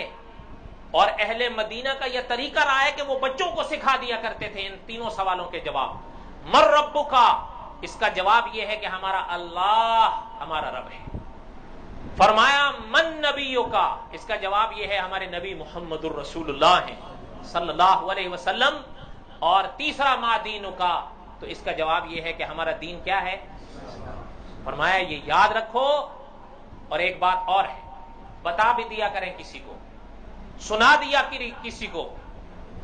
علماء فرماتے ہیں اگر کلام پاک کی کوئی ایک آیت اگر وہ یاد نہیں، اس کا ترجمہ کسی ایک شخص کو بھی آپ نے سنا دیا، آپ کو تبلیغ کا ثواب مل جائے گا۔ حاصل کریں۔ حدیث پاک میں فرمایا اگر خدا نہ کرے کوئی نشے کی حالت میں مر گیا، قبر میں جب اس کی آنکھ کھلے گی وہ وہاں بھی ڈول ہی رہا ہوگا، عقل ساتھ نہیں دے رہی ہوگی۔ جب عقل ساتھ نہیں دے گی تو ان کے سوالوں کا جواب کیسے دے گا؟ اور جتنے عمل ایمان مضبوط ہوگا اتنا وہاں جوابات مضبوط ہوں گے۔ علماء نے ایک واقعہ لکھا ہے کہ ایک محدث تھے، عالم تھے، 80 سال قرآن حدیث پڑھاتے رہے، فوت ہوئے تو غالباً شیخ محمد رحمت اللہ علیہ کو خواب میں آئے تو حضرت نے پوچھا کہ حضرت، ان کا نام بھی حضرت محدث یزید بن ہارون رحمت اللہ علیہ آ رہا ہے میرے ذہن، ان سے پوچھا کہ حضرت کیا گزری؟ فرمایا اللہ کی شان ہے، آنکھ کھولی تو دو آئے، اور آتے ہی انہوں نے پوچھا من ربک کا، من نبیوں کا، ما دینوں کا۔ تو میں نے کہا 80 سال سے تو یہی پڑھا کے آ رہا ہوں، تو چلے گئے اور اب تب سے باغ میں ہو. کوئی بات سمجھ میں آ رہی ہے؟ اچھا اب یہ ذرا یہاں سمجھیے، وہ قرآن حدیث انہوں نے آخرت میں پڑھائے تھے، اسی دنیا میں پڑھائے تھے. تو حضرت حکیم الاسلام رحمۃ اللہ نے جو فرمایا برزخ پھر عالم حشر کے زیادہ قریب ہوا یا اس دنیا کے زیادہ قریب ہوا؟ اب بھی نہیں سمجھ میں آئی. آگے سنیے، حضور علیہ السلام نے فرمایا جب یہ سوال ہو جاتے ہیں. اچھا ایک اور بات بھی ہے، حدیث میں فرمایا گیا ہے کہ جس وقت بھی آپ میت کو کسی لمحے بھی دفن کریں، چاہے رات ہو چاہے سویرا ہو، حضور نے فرمایا وہاں جب اس کی آنکھ کھلتی ہے اس کو ایسا لگتا ہے جیسے عصر کا وقت ہے اور سورج غروب ہو رہا ہے. اور حضور نے فرمایا ایسے بھی خوش نصیب، آپ سوچئے کہ فرمایا جب ان کے پاس آتے ہیں تو وہ جب سوال کرتے ہیں تو وہ فوراً کہتا ہے کہ بھائی ذرا رک جاؤ، میری عصر کی نماز قضا ہو رہی ہے، میں نے ابھی عصر کی نماز نہیں پڑھی. حضور نے فرمایا بس یہ جواب دے کہ اللہ اکبر. اب وہ ایک دوسرے سے پوچھتا ہے کہ بھئی یہ تو خدا پر اتنا مر مٹا ہے کہ یہ اسے تو یہاں بھی نماز یاد ہے، تو اور اسے سوال کیا کرے؟ تو دوسرا کہتا ہے بھئی ہماری تو ڈیوٹی ہے، ہم نے تو سوال کرنا ہے. لیکن اس حدیث کی شرح میں علماء نے فرمایا ہے کہ یہ خیال اور یہ جواب وہی شخص دے گا جس نے اس دنیا میں نماز کی پابندی کی ہوگی. اس لیے کہ اگر اس دنیا میں نماز کی پابندی اس نے نہیں کی، اس دنیا میں روزانہ ہی عصر کا وقت اس پہ آتا تھا، اس دنیا میں روزانہ ہی فجر کا وقت اس پہ آتا تھا، کبھی اس پہ دھیان نہیں دیا تو وہاں بھی اس کو دھیان نہیں آئے گا. لیکن جہاں یہاں نماز کا وقت آتا تھا اور یہ بے چین ہو جاتا تھا کہ تب تک چین نہیں آتا تھا جب تک نماز نہیں پڑھوں، تو یہ بے قراری اللہ تعالیٰ وہاں بھی اس کو نصیب کر دیں گے. اب حضور نے فرمایا فارغ ہو گیا، اب ان کے سوالوں کے جواب ہیں، یہ جواب دیا. جیسے ہی جواب دیا بڑی عجیب بات ہے، کیا کیا حضور بتا گئے ہیں، کیا کیا حضور بتا گئے ہیں. فرمایا اعمال آ کے اس کو ایسے گھیرتے ہیں ہر طرف سے کہ حضور نے فرمایا اس کے عمل اچھے روپ میں سامنے ہوتے ہیں کہ اس کا دل کرتا ہے میں ان کے پاس بیٹھوں. پہلے تو اس کو پہچانتا نہیں، بھئی آپ کون ہو؟ تو عمل اس سے کہتے ہیں بھئی آپ کے اچھے عمل ہیں، اللہ تعالیٰ نے آپ کے پاس بھیجا ہے تاکہ آپ ڈریں نہیں. تو حضور نے فرمایا نماز آتی ہے، قرآن پاک آتا ہے، روزہ آتا ہے، صدقہ آتا ہے. حضور نے فرمایا یہاں یہاں یہاں یہاں چاروں طرف آ جاتے ہیں. حضور نے فرمایا صبر جو ہے یہ باہر رہتا ہے. کہاں رہتا ہے؟ باہر، قبر کے پاس اوپر کھڑا ہو جاتا ہے. یہ صبر ہے. دنیا میں آزمائشیں آتی ہیں، دکھ آتے ہیں، بیماریاں آتی ہیں، حکم یہ ہے کہ کیا کرو؟ صبر کرو، صبر کرو. حضور نے فرمایا صبر باہر کھڑا ہو جاتا ہے. اب اس کے بعد یہ گھیرے میں ہے. علماء نے فرمایا صبر ان سے کہتا ہے کہ بہت اچھا کیا، اس کو گھیر لیے، اب عذاب نہیں آ رہا. اگر خدا نہ کرے عذاب آتا اور تم سب اس کے لیے پورے نہ آتے تو میں اندر آتا، لیکن تم نے اپنا کام پورا کر دیا ہے، اللہ کا عذاب اب اس سے ہٹ چکا ہے، لیکن مجھے تو اس نے اپنائے رکھا، چھوڑا نہیں، تو میں باہر اس لیے کھڑا ہوا ہوں تاکہ میں اس کے لیے محفوظ رہوں، میں پل صراط پر اس کا ساتھ دوں گا. انشاءاللہ یہ تو 5ویں منزل جب آئے گی تو پل صراط کا بتائیں گے. لیکن یہ اعمال ہے، اس لیے علماء فرماتے ہیں اس دنیا میں جہاں عمل کا موقع ملے، تھوڑا ملے، کر گزرو، کسی نیکی کو چھوٹا نہیں سمجھو. حضور نے فرمایا اس کے بعد رجسٹر بند. اب اللہ کے فرشتے اس سے فرماتے ہیں اوپر دیکھو، یہ اوپر دیکھتا ہے. حضور نے فرمایا پردہ ہٹ جاتا ہے، جنت نظر آنی شروع ہو جاتی ہے. وہ خوش ہوتا ہے، وہ خوش ہوتا ہے، لیکن ابھی نہیں. فرشتے اس کو کہتے ہیں یہ تیرا ٹھکانہ ہے، لیکن ابھی نہیں، ابھی یہاں ہے، وہ مرحلہ آگے آ رہا ہے. اس کے بعد حضور نے فرمایا بہت خوش ہوتا ہے، حتیٰ کہ حضور نے فرمایا مجھے قسم ہے اس ذات کی جس ذات کے ہاتھ میں محمد کی جان ہے صلی اللہ علیہ وسلم، اس لمحے جو خوشی اس اللہ کے بندے کو نصیب ہوتی ہے نہ پہلے کبھی ہوئی نہ آئندہ کبھی ہو. شاید، یہ شاید کا لفظ میں کہہ رہا ہوں، مفہوم عرض کر رہا ہوں نا، بات سمجھ رہے ہیں آپ؟ پھر حدیث میں فرمایا، علماء نے فرمایا، فرشتہ کہتا نیچے دیکھو، اب وہ نیچے دیکھتا ہے تو پردہ ہٹا دیا جاتا ہے، دوزخ کا منظر اس کو نظر آتا ہے، بس کہتے بس. فرشتے کہتے ہیں وہ تیرا ٹھکانہ ہے، یہاں سے تو بچ گیا ہے. حضور نے فرمایا جب یہ سنتا ہے نا تو بڑا خوش ہوتا ہے. اب حضور نے فرمایا اپنے آتے ہیں جو اس سے پہلے اس دنیا سے چلے گئے ہوتے ہیں، جو اسے جانتے پہچانتے ہیں، اللہ کی اجازت سے آتے ہیں. حضور نے فرمایا آ کر اس کو گھیر لیتے ہیں اور گھیر کے اس کا حال پوچھتے ہیں، یہاں تک کہ حضور نے فرمایا اللہ کے فرشتے ان کو ہٹاتے ہیں، ان کو بھئی ابھی تو جھمیلوں سے آیا، تھوڑا تو رک جاؤ. اب حضور نے فرمایا کہ وہ کہتے ہیں تھوڑی سی بات جو کرتے ہیں وہ پوچھتے ہیں ٹھیک ہو. اچھا پھر اس کے بعد حضور نے فرمایا جو پیچھے چھوڑ آتے ہیں نا جو لوگ، ان کا پوچھتے ہیں وہ کیسے تھا، فلاں جب ہم آئے تھے اس دنیا میں تو وہ کوارا تھا، شادی ہوئی اس کی، ہو گئی ہوتی تو حضور نے فرمایا بتا دیتے ہیں کہ ہو گئی، نہیں ہوتی تب بھی بتا دیتے ہیں. یہاں تک کہ حضور نے فرمایا اگر ان کے گھر میں کوئی بلی تھی اس کا حال بھی اس سے پوچھتے ہیں، یار ہمارے گھر میں ایک بلی ہوتی تھی اب کہیں ہے. حضور نے فرمایا اس کے بعد اگر کسی سے پوچھتے ہیں وہ فلاں کہاں ہوا، اور اگر وہ مر چکا ہوتا ہے اس نئی میت سے پہلے تو وہ کہتا ہے بھئی وہ تو مر چکا ہے. تو حضور نے فرمایا وہ جواب میں کہتے ہیں انا للہ و انا الیہ راجعون، تو پھر وہ نیچے کے ٹھکانے میں گیا ہے.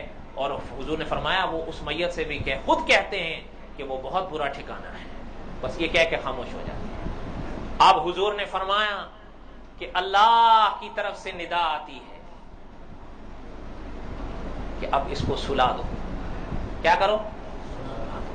اللہ فرماتے ہیں میرا فیصلہ یہ ہے کہ اب قیامت کے میدان تک یہ یہاں سویا رہے. اور پھر حضور نے فرمایا جب اللہ یہ فرما دیتے ہیں تو وہ فرشتے اس سے پتہ کیا کہتے ہیں، وہ کہتے ہیں سو جاؤ، اور ایسے سو جاؤ، لفظ ہیں حدیث میں ایسے سو جاؤ جس طرح دلہن سوتی ہے. اب علماء نے فرمایا دلہن کا لفظ فرشتوں نے کیوں استعمال کیا؟ تو علماء نے فرمایا اس لیے کیا کہ نئی نویلی دلہن کو کسی اور کو آ کر نہیں جگانا زیب ہی نہیں ہوتا، اسے صرف آ کر اس کا شوہر ہی جگاتا ہے اور وہ میٹھی نیند سو جاتی ہے. فرمایا تو بھی سو جا، اب اللہ کی طرف سے جب حکم ہوگا قیامت کا پھر اسی دن اٹھنا ہے. اب حضور نے فرمایا سو گیا. اب جتنا اس کا عمل ہوگا اس کے حساب سے اس کی قبر کھلے گی. اور حضور نے فرمایا جب آخری حد آتی ہے نا تو اللہ فرماتے ہیں اب کھڑکی کھول دو. فرمایا وہ جو جنت کی طرف سے ایک کھڑکی آتی ہے حضور نے فرمایا وہ کھول دی جاتی ہے اور وہاں سے پھر جنت کی ہوائیں اور خوشبو آتی ہیں اور یہ سو جاتا ہے. کوئی بات سمجھ میں آئی ہے؟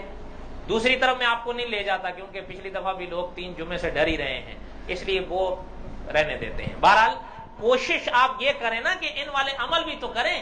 میں نے پہلے کہا اللہ میاں کے ساتھ آپ کی ہماری کوئی رشتہ داری تو نہیں ہے. اللہ کے ہاں تعلق مضبوط کرنا ہے تو وہ کس چیز سے ہوتا ہے؟ ایمان سے. ایک آخری بات سنا کے بس کرتا ہوں. اسی واقعے کے ضمن میں بات یاد آئی، سن لیں. حضور علیہ الصلوۃ والسلام یہاں حیات تھے، مدینہ طیبہ کا واقعہ ہے. امام مسلم رحمت اللہ نے لکھا، صاحب مشکات رحمت اللہ علیہ نے لکھا کہ حضور علیہ الصلوۃ والسلام کی مجلس میں ایک لڑکا آیا کرتا تھا نابالغ. لفظ اس کے لیے علماء نے یہی استعمال فرمایا کہ تھا نابالغ، بالغ نہیں ہوا تھا لیکن تھا یہودی. کیا تھا؟ یہودی. اور جو بچہ نابالغ ہو اس پر ماں باپ کا ہی مذہب نسبت کیا جاتا ہے، ایسا تو نہیں کہا جاتا کہ یہ مسلمان ہے، نسبت اس کے ماں باپ کی طرف ہی ہوتی ہے. اب وہ حضور علیہ السلام کے پاس آتے جاتے تھے، حضور کی مجلس میں آ کر بیٹھ بھی جاتے تھے، حضور دیکھتے بھی تھے، وہ حضور کو دیکھتے تھے. اب ایک لمحہ ایسا آیا، اچھا شان ہے حضور کی، یعنی اتنا رش، قافلے کے قافلے آتے تھے حضور سے ملنے کے لیے، لیکن جس کو حضور دیکھ لیتے تھے نا تھوڑا لمحہ گزر جاتا تھا نہیں دیکھتے تھے تو باقاعدہ پوچھتے تھے کہ یار وہ صاحب نہیں نظر آئے. حتیٰ کہ مسجد کی ایک خادمہ، اللہ تعالیٰ کروڑوں رحمت نازل فرمائے امام نسائی کی قبر پر رحمت اللہ علیہ، وہ مسجد میں جھاڑو دیا کرتی تھی، حضور کو وہ نہیں نظر آئی تو حضور نے صحابہ سے پوچھا بھائی وہ بھائی نہیں نظر آئی. آپ اور ہم بھی ایسے ہی کرتے ہیں رائٹ. بالکل. حضرت دین پوری رحمۃ اللہ علیہ فرمایا کرتے تھے ہم تو ایک دوسرے کو ایسے دیکھتے ہیں جیسے 3 دن کا بھوکا روٹی کو دیکھتا ہے.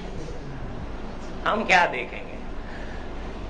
اچھا علماء نے فرمایا کہ چند دن وہ بچہ حضور کو نظر نہیں آیا تو حضور نے صحابہ سے پوچھا کہ وہ بچہ آیا کرتا تھا لیکن اب نہیں نظر آیا. تو حضرت لکھتے ہیں علماء نے لکھا ہے کہ حضور صحابہ نے حضور کو بتایا کہ حضور بیمار ہیں. اچھا اس حدیث کی شرح میں بڑی عجیب بات علماء نے فرمائی ہے کہ اس حدیث سے ایک پیغام ملتا ہے, وہ یہ ہے کہ جب تک پیغمبر کو اللہ نہ بتائیں اور اللہ تعالیٰ کی طرف سے وحی نہیں آئے پیغمبر کو نہیں پتا ہوتا. اب حضور کو پتا چلا تو حضور نے فرمایا چلیں ہم بیمار پرسی کے لیے چلیں. حضور جایا کرتے تھے, حضور بیمار پرسی کے لیے جایا کرتے تھے. اچھا میں نے جمعے میں ایک بات عرض کی تھی, یہ ہمارا جھول ہوتا ہے. ہم نے تو قاعدہ بنا لیا ہے کہ ہم اسی کی نماز جنازہ میں جائیں گے جو ہمارے باپ کے جنازے میں آیا ہو, اسی کی بیمار پرسی کے لیے جائیں گے جو ہمارے یا ہمارے باپ کی بیمار پرسی کے لیے آیا ہوگا, ورنہ تو. حالانکہ ذرا ثواب سنیے جو انسان اللہ کے لیے یہ عمل کرتا ہے. سنیے حضور علیہ السلام نے بتایا علیہ السلام, حضور نے فرمایا, حضرت داؤد علیہ السلام کا نام تو سنا ہے نا آپ.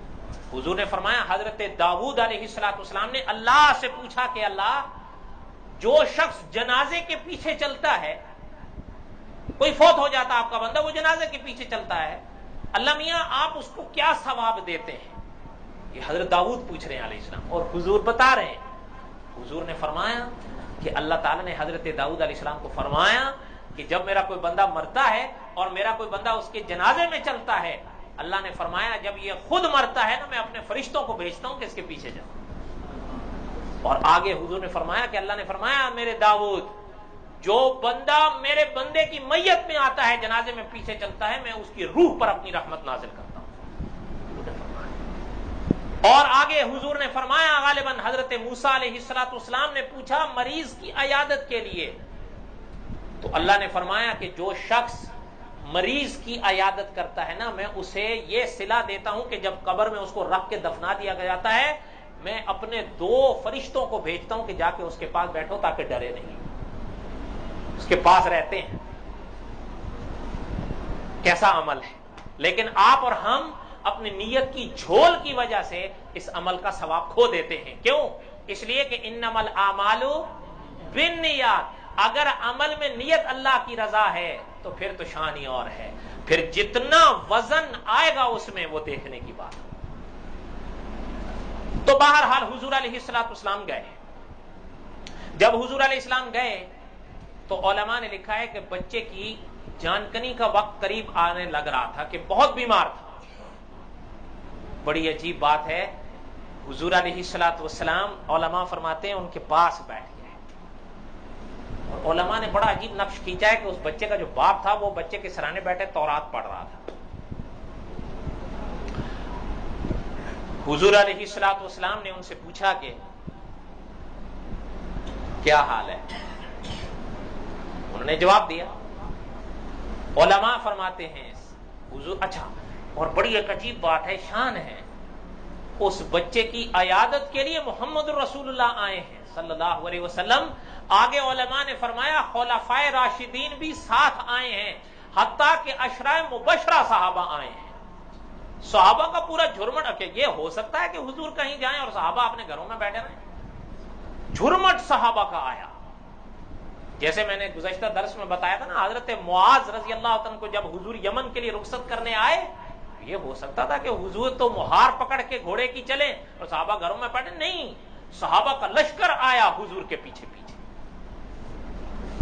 اب حضور نے فرمایا, علماء فرماتے ہیں حضور نے اس کے باپ کی طرف دیکھا اور حضور نے اسے ایک سوال کیا کہ تم اس تورات میں میرا ذکر بھی پاتے ہو؟ تو علماء نے لکھا ہے اس نے یوں کر دیا, سر ہلا دیا, نام ہے.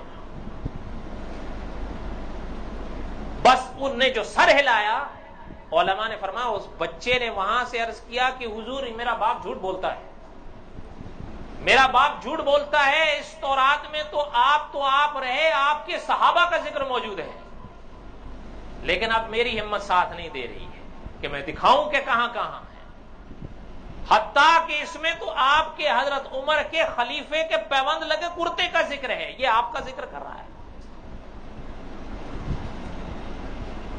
حضور نے سنا، حضور علیہ الصلوۃ والسلام خوش ہوئے، حضور مسکرا دیے، علماء حضور مسکرا دیے، اور علماء فرماتے ہیں ایک بات یاد رکھیے گا، قیامت کے میدان میں علماء فرماتے ہیں جس کو اللہ دیکھ کر مسکرا دیں سمجھ جانا کہ بس نجات ہو گئی، جس کا نصیبہ ہوگا ہوگا، یہ تو کوئی نہیں کہہ سکتا نا۔ اب جیسے میں نے گزشتہ درس میں عرض کیا تھا کہ حضور علیہ الصلوۃ والسلام نے ایک صحابی کو وہ جو لاٹھی دی، یاد ہے نا، انہوں نے جو عمل کیا، عمل تو یاد ہی ہوگا آپ کو کہ عمل دیا اور حضور نے لاٹھی دی، اس عمل کے بعد حضور نے فرمایا یہ لاٹھی لے جاؤ، یہ لاٹھی جنت میں ٹیک ٹیک کے چلنا، یہ اعزاز تھا ان صحابی کا۔ اور ان صحابی نے بھی، میں نے بتایا تھا کہ جب فوت ہونے لگے تو اپنے ورثاء کو وصیت کی کہ میرے کفن میں یہ لاٹھی ساتھ میں رکھ دینا، اس لیے کہ جب محمد رسول اللہ نے فرمایا ہے تو پھر یہ جنت جائے گی جائے گی، اصحاب کہف کا کتا جائے نہ جائے، محمد رسول اللہ کی لاٹھی ضرور جائے گی صلی اللہ علیہ وسلم۔ اب حضور مسکرا دیے۔ حضور، ایک بات درمیان میں عرض کرتا ہوں، بچوں کی تربیت آپ نے اور ہم نے کرنی ہے، اوپر سے فرشتے نہیں اتریں گے ان کی تربیت کرنے کے لیے۔ پتہ نہیں لوگ میری باتوں کا غلط مطلب کیوں لے لیتے ہیں۔ میں نے ایک دفعہ ایک جگہ عرض کیا تھا بیان میں کہ ہم نے علماء، موجودہ علماء سے ہی فائدہ اٹھانا ہے، آپ کی اور ہماری اصلاح کے لیے کوئی فرشتے نہیں اتریں گے۔ تو کسی نے اس کو پتہ نہیں کیا بنا دیا کہ الیاس کہہ رہا تھا قاری طیب صاحب بھی فرشتے ہیں اور امام ارشد صاحب بھی فرشتے ہیں۔ میں نے کہا بھائی میں نے تو یہ سب نہیں کہا، میں نے کہا وہ میرا بیان تو کہیں نہ کہیں محفوظ ہوگا، میں نے تو یہ کہا ہے، میں نے کہا مجھے تو الحمدللہ ہر بات اپنی یاد رہتی ہے، میں نے تو یہ کہا کہ موجودہ علماء سے ہی فائدہ اٹھائیں گے، آپ کی اور ہماری اصلاح کے لیے فرشتے نہیں اتریں گے کہ آپ اور ہمیں فرشتے آ کر بتائیں گے، یہی علماء ہمیں بتائیں گے، اس لیے کہ حضور نے فرمایا العلماء ورثۃ الانبیاء، آپ نے اور ہم نے علماء سے فائدہ اٹھانا ہے، انہی علماء سے اٹھانا ہے۔ بچوں کی تربیت، ابھی میں نے ذکر کیا سید عطا اللہ شاہ بخاری رحمۃ اللہ علیہ کا، آپ نے تو سب نے ان کا نام سن رکھا ہے یا نہیں؟ آپ کبھی سنیے، سید عطا اللہ شاہ بخاری رحمۃ اللہ علیہ کے ایک بیٹے تھے حضرت ابو معاویہ ابو ذر بخاری رحمۃ اللہ علیہ، نام تو سنا ہوگا آپ حضرات نے، فوت ہو گئے وہ بھی۔ یہ ایسے بیٹے تھے حضرت کے، سنیے، ان کو خود شاہ جی نے فرمایا تھا کہ میرے باپ یعنی دادا نے، شاہ جی کے تو وہ باپ تھے لیکن حضرت کے بیٹے کے تو وہ دادا تھے، فرمایا میرے باپ نے میری اتنی حفاظت کی ہے کہ کوئی ماں اپنی بیٹی کی اتنی نہیں کرتی۔ فرمایا کسی لڑکے کے ساتھ میرا باپ مجھے کھیلنے نہیں دیتا تھا۔ اور حضرت فرماتے تھے، شاہ جی فرماتے تھے، جب وہ گھر سے نکلتے تھے نا میرے والد، تو گھر کا دروازہ بند کر کے پیچھے تالا لگاتے تھے تاکہ کوئی لڑکے کی خباثت غلاظت میرے بیٹے میں نہ آئے۔ بالکل۔ اور پتہ ہے شاہ جی رحمت اللہ نے فرمایا میرا چہرہ ان چیزوں سے سج گیا، 16 سال میری عمر تھی لیکن میرا باپ میری چارپائی کے ساتھ اپنی چارپائی رکھ کے سوتا تھا تاکہ کوئی گھر کا فرد چھوڑیے باہر کا کوئی شخص میرے بیٹے کو غلط ہاتھ سے چھوئے نہیں۔ اور سنیے، پھر اہتمام بھی تو یہ تھا نا، اہتمام بھی تو یہ تھا کہ خود فرماتے ہیں، جو شاہ جی کے والد تھے یہ زعفران کا کاروبار کرتے تھے۔ کس کا کرتے تھے؟ امرتسر میں رہتے تھے، پٹنہ سے وہ یہ زعفران منگایا کرتے تھے، بڑی اس زمانے کی سودا تھوڑا اور قیمت بڑی اعلیٰ، 5,000 روپیہ اس زمانے میں پیشگی ان کو ملتا تھا کہ ہمیں زعفران چاہیے، اس دور کا تو وہ 5 لاکھ سے زیادہ ہے۔ شاہ جی فرماتے ہیں ایک دفعہ زعفران کی پڑیاں آئیں تو والد صاحب دیکھنے لگے، بڑی پہچان تھی ان کو، تو ایک پڑیا ہٹا کے ادھر کر دی۔ شاہ جی رحمت اللہ علیہ فرماتے ہیں کئی عرصہ تک وہ پڑی رہی وہاں پہ، کسی نے اس پر دھیان نہیں دیا، وہاں پڑی رہی، تو کہ میں نے ایک دن کہا ابا جی یہ زعفران کی پڑیا آپ نے ادھر کر دی۔ ماں بیٹا یہ زعفران نہیں ہے۔ کہتے ہیں میں نے کہا ابا جی زعفران ہی دکھ رہا ہے۔ فرمایا کہہ جو دیا ہوں زعفران نہیں ہے، گھاس ہے، دھوکہ دیا گیا ہے، لیکن میرے دل کو گوارا نہیں ہے کہ میں حرام کا لقمہ اپنے پیٹ میں ڈالوں، نہ اپنے لیے نہ تیرے لیے۔ شاعر کہتا ہے نہ سہل ہمیں سمجھو پھرتا ہے فلک برسوں تب خاک کے پردوں سے انسان نکلتے ہیں. ایسا ہی ہے نا. لیکن یہ محنت تو آپ نے ہم نے کرنی ہے, کوئی فرشتوں نے تو نہیں آنا. حضور نے فرمایا کلمہ پڑھ لو. بچے نے کہا لا الہ الا اللہ محمد الرسول اللہ. اور بعض علماء نے فرمایا کلمہ پڑھنے سے پہلے والد کی طرف ایک نظر دیکھی, باپ کیا کہتا ہے. علماء نے فرمایا والد نے کہا پڑھ. کیا کرو, خود نہیں پڑھا اس نے, بہرحال بیٹے کو کہا پڑھ. کلمہ پڑھ لیا, بس کلمہ پڑھنے کی دیر تھی کہ روح نکل گئی. صحابہ فرماتے ہیں سامنے دیکھا, لیکن روح نکلی کیسے کہ حضور نے ہاتھوں میں تھام لیا اور حضور نے اٹھا لیا. حضور نے فرمایا اب یہ میرا بیٹا ہے. اب صحابہ فرماتے ہیں حضور نے فرمایا انہیں ہم غسل دیں گے, ہم کفن دیں گے. ان کو غسل دیا گیا, کفن دیا گیا. صحابہ فرماتے ہیں حضور نے جب میت تیار ہوئی حضور نے فرمایا چلیے جنازے کے لیے. لیکن صحابہ فرماتے ہیں حضور علیہ الصلوۃ والسلام نے پاؤں, اگلے جو پاؤں تھے نا حضور کے, ناخنوں کے بل حضور چل رہے تھے, ایڑیاں پیچھے نہیں حضور لگا رہے تھے. تو صحابہ فرماتے ہیں ہم سمجھے کیا بات ہو گئی. تو حضور سے ایک صحابی نے تو پوچھ بھی لیا کہ حضور آپ کے پاؤں کے بلوں پر, انگلیوں کے بلوں پر چل رہے ہیں, پیچھے سے پاؤں نہیں لگا رہے. تو صحابہ فرماتے ہیں حضور نے فرمایا تم نہیں دیکھ سکتے, لیکن اس بچے کی نماز جنازہ میں اللہ کے اتنے فرشتے مدینے کی دھرتی پر اترے ہوئے ہیں کہ ایڑی لگانے کی جگہ نہیں ہے. یہ کیا تھا؟ ایمان تھا. اس لیے علماء فرماتے ہیں اللہ سے کسی کی رشتہ داری نہیں ہے. قبر کی وسعتیں چاہتے ہو تو عقیدے اور عمل میں اصلاح لاؤ. آپ اور ہم صبح بھی سوئے رہے, رات کو بھی سوئے رہے, پھر تو وہ ظاہری طور پر تو ان کی حالت ہو جاتی ہے جن کے بارے میں اللہ تعالیٰ نے فرمایا ہے نا, اللہ نہ کرے حقیقی بن جائیں, لیکن ظاہری طور پر تو ہو جاتی ہے. اللہ نے فرمایا مذبذبین بین ذالک, کچھ لوگ ہوتے ہیں درمیان میں لٹکے ہوتے ہیں, لا الہ ہؤلاء ولا الہ ہؤلاء, نہ ادھر کے ہوتے ہیں نہ ادھر کے ہوتے ہیں. اس لیے اپنے اعمال پہ نگاہ کرو. بات سمجھ میں آ گئی ہے انشاءاللہ. کتنی منزلیں ہوئیں؟ 2.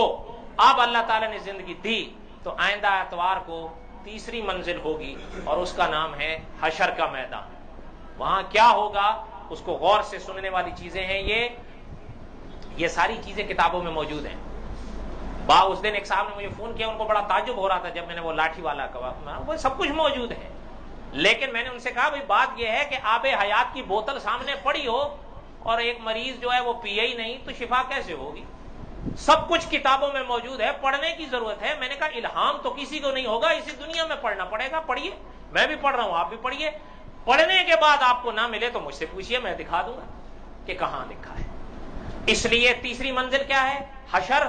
اور انشاءاللہ قیامت کا جو منظر ہوگا, اللہ تعالیٰ نے زندگی دی تو اس کی جو جھلک قرآن اور احادیث طیبہ میں بیان کی گئی ہے اگلے اتوار کو عرض کریں گے. اور اس میں بھی ہر طرح کے لوگ آئیں گے, کسی کی اللہ تعالیٰ کے ساتھ رشتہ دار, لیکن کچھ خوش نصیب ایسے ضرور ہوں گے. حضور نے فرمایا جیسے ہی وہاں آنکھ کھلے گی, آپ جب اٹھیں گے تو اللہ کے 2 فرشتے پاس آ جائیں گے اور اللہ کے فرشتے ان سے کہیں گے گھبراؤ نہیں, تمہاری شفاعت کرنے کے لیے محمد موجود ہے صلی اللہ علیہ وسلم. یہ تفصیلات تو آئندہ آئیں گے انشاءاللہ. کون سی انشاءاللہ؟ نہ یا ہاں؟ اور کوشش کریں خود بھی لے آئیں, آپ آ جائیں, کوئی آ سکے ساتھ لے آئیں, فائدہ ہوگا. آپ عمل کریں گے, آپ کے کہنے سے کوئی اور عمل کرے گا تو ہماری بھی نجات ممکن ہے ہو جائے. دعا کریں اللہ تعالی ہمیں اخلاص نصیب فرمائے. وصلی اللہ تعالی علی خیر خلقہ محمد وآلہ واصحابہ. سبحان ربک رب العزۃ عما یصفون وسلام علی المرسلین والحمد للہ رب العالمین.